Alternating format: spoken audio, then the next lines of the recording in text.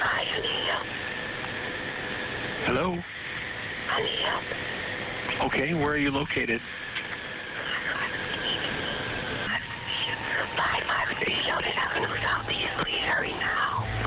This is the last thing 25-year-old Kiona Griffin whispered into her phone before the line went dead.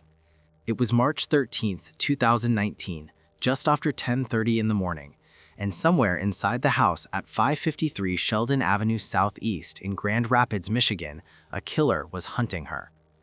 She had witnessed something no one was supposed to see, and now she was paying for it with her life.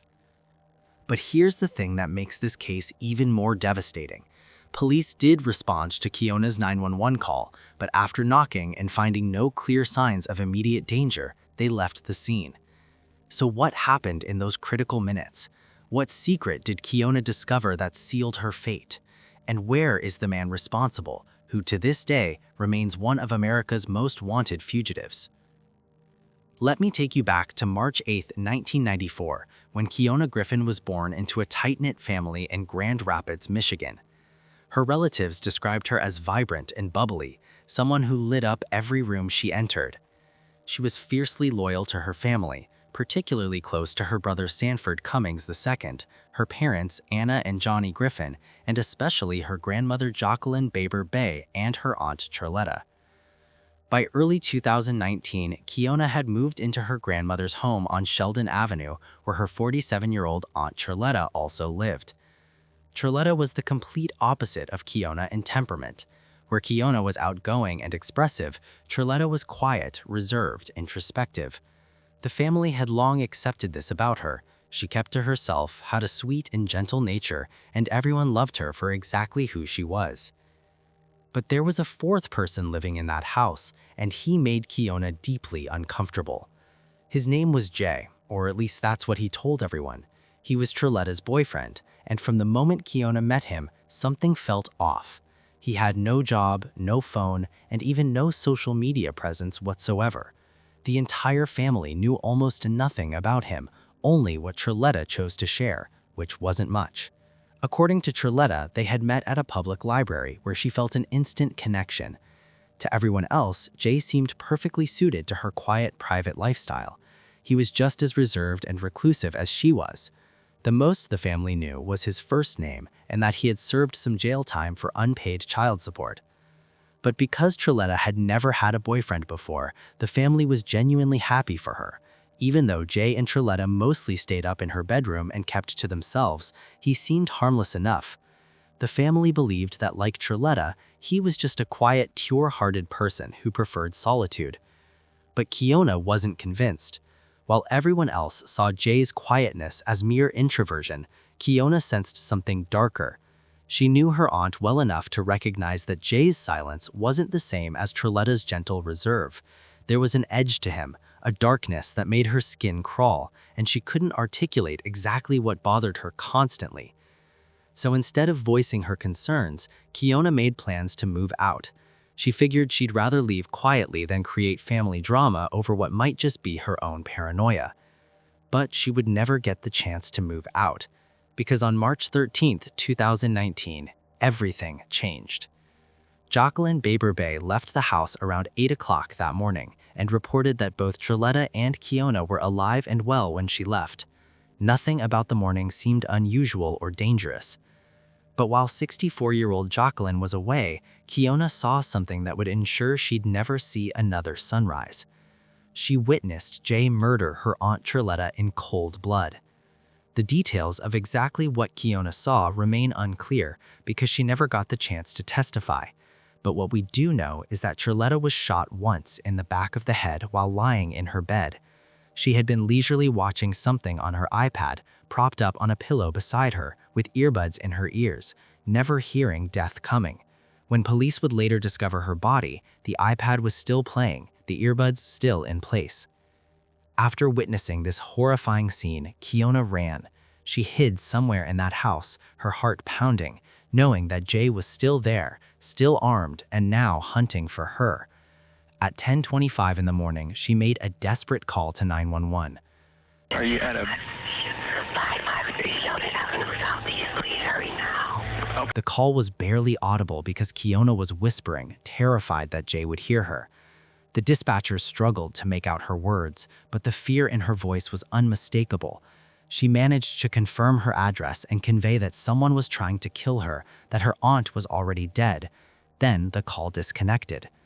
7 minutes and 41 seconds later, 3 Grand Rapids Police Department officers arrived at 553 Sheldon Avenue Southeast. The most wanted men in America, accused of killing 2 women in the Grand Rapids home that he shared with them.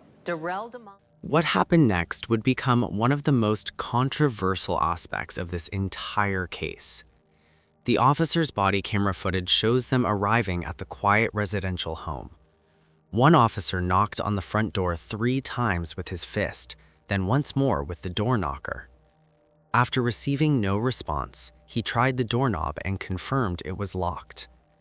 The officers asked dispatch to try calling Kiona back, but she didn't answer. Another officer walked around the house to a side door and knocked there too, but it was also locked. Through a window, he could only see an empty dining room. A third officer checked the back of the house and found nothing suspicious. Then something shifted in their assessment of the situation. On the body cam footage, one officer suggested this might be a 1096 situation, police code for a mental health crisis or someone experiencing a psychological episode. With no visible signs of danger, no sounds of distress, blood visible through the windows, and all doors locked from the inside, the officers made a decision that would haunt this case forever.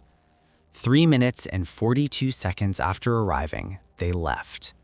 Inside that house, Kiona Griffin was still alive. She was hiding, terrified, waiting for help that had just walked away. And Jay, the man who had already murdered once that morning, was still looking for her. What happened in the next 2 hours remains unclear, but at some point, Jay found Kiona.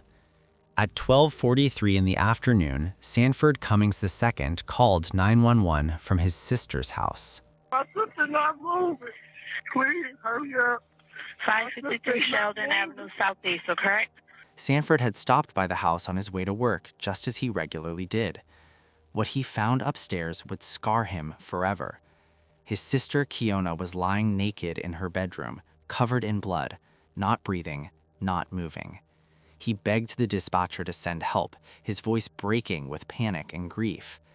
Sanford initially thought she had been stopped because of all the blood, but when officers arrived minutes later, they discovered the true horror of what had transpired. Kiona had been shot 5 times.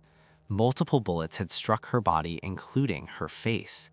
She had fought for her life, but ultimately, she had been overpowered and executed.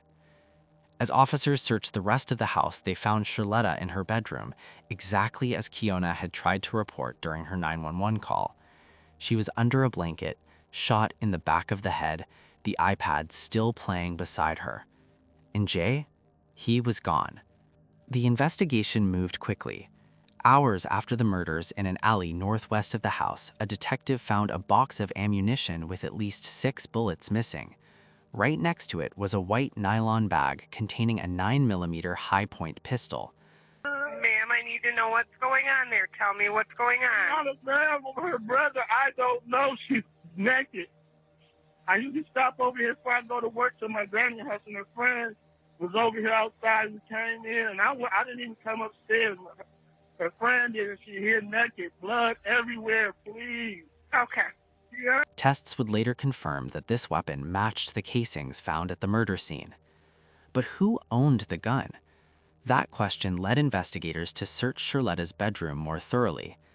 In her dresser, they discovered an empty high-point gun box stuffed with men's clothing. Inside the box, they found something invaluable: the gun's serial number and the original purchase permit, which included the name of the woman who had bought it.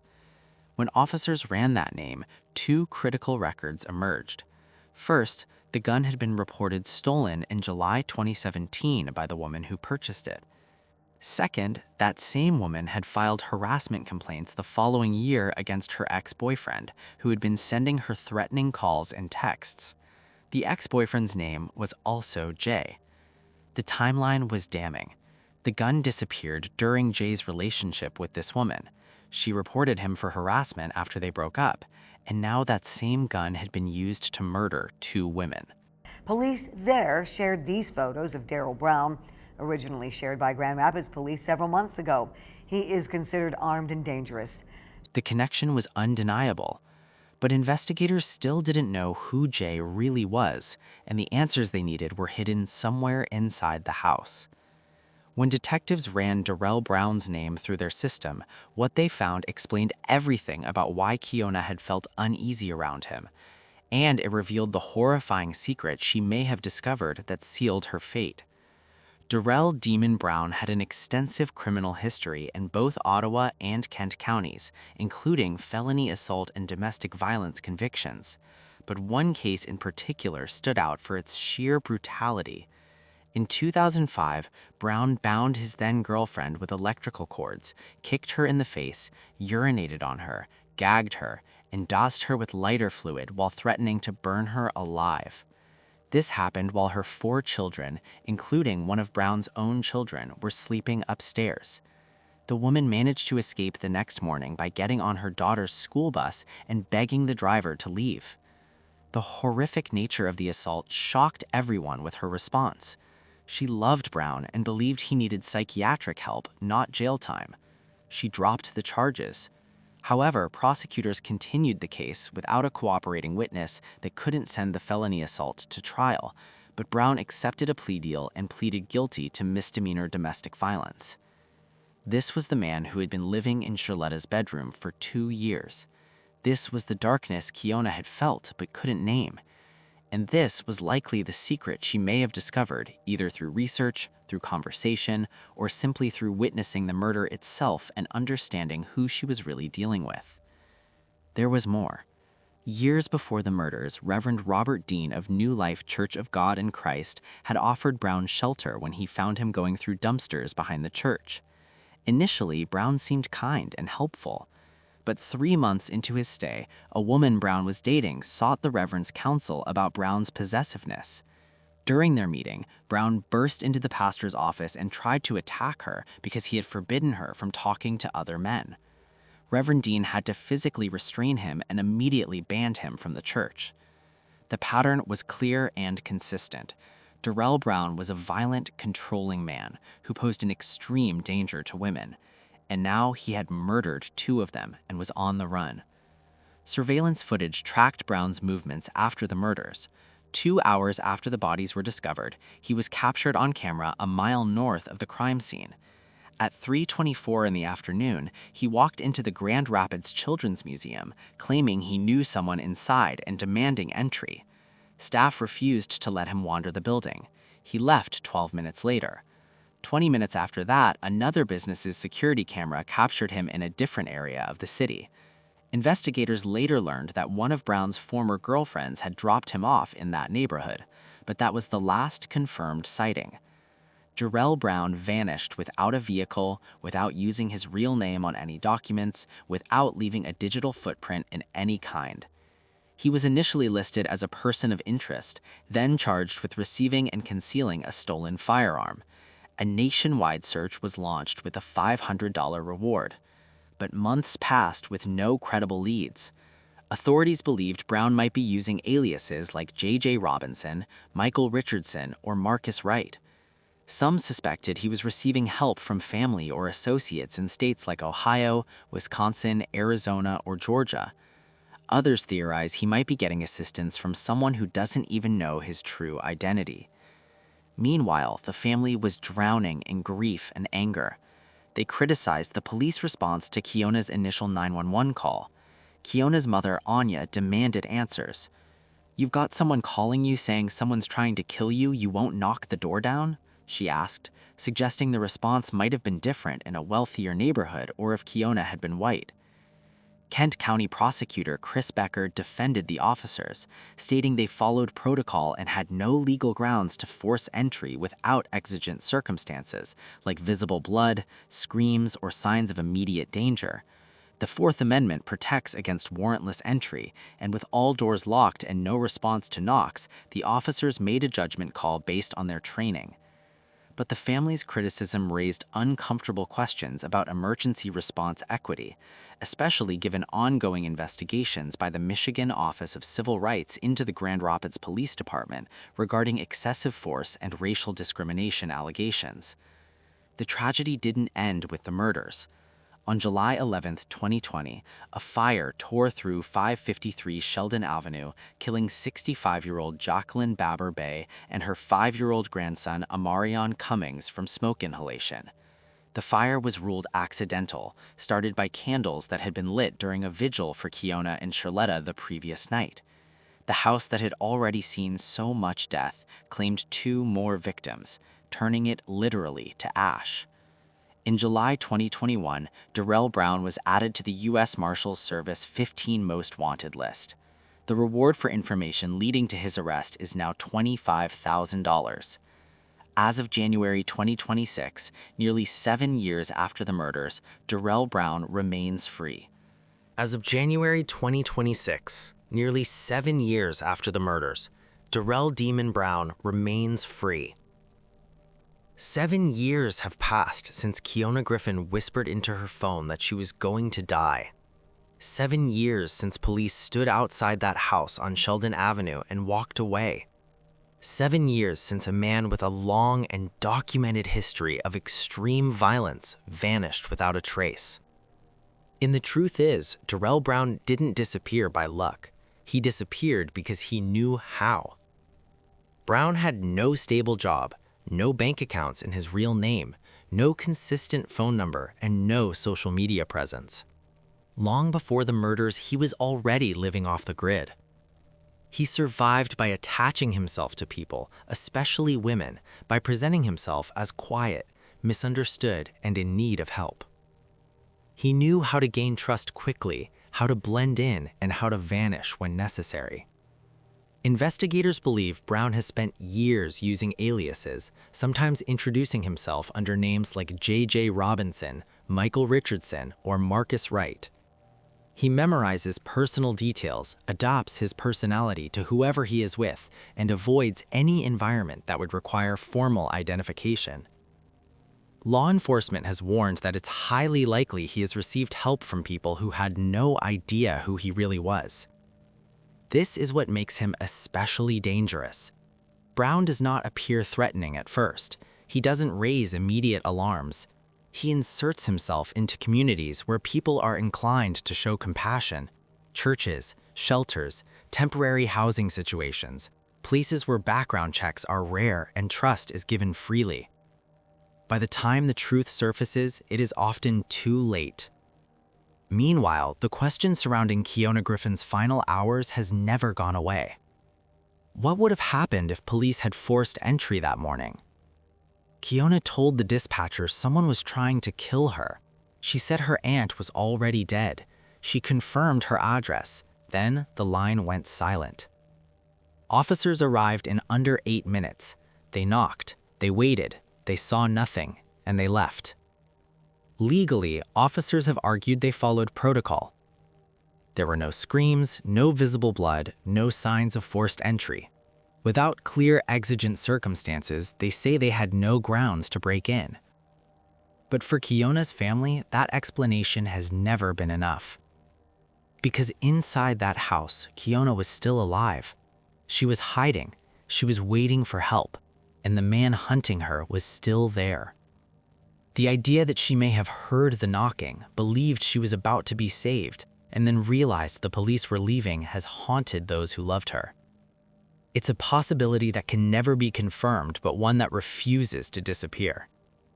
The tragedy did not end with the murders. In July of 2020, a fire consumed the house at 553 Sheldon Avenue Southeast. Candles left burning after a vigil ignited the blaze. Kiona's grandmother, Jacqueline Baber Bay, and her 5-year-old grandson, Amarion Cummings, died from smoke inhalation. The same home that had already witnessed unimaginable violence claimed 2 more lives. 4 family members lost, 1 address, and a grief that compounded itself into something almost unbearable. In July of 2021, Jarrell Brown was placed on the U.S. Marshals Service 15 Most Wanted list. This case is far from over. What should happen next?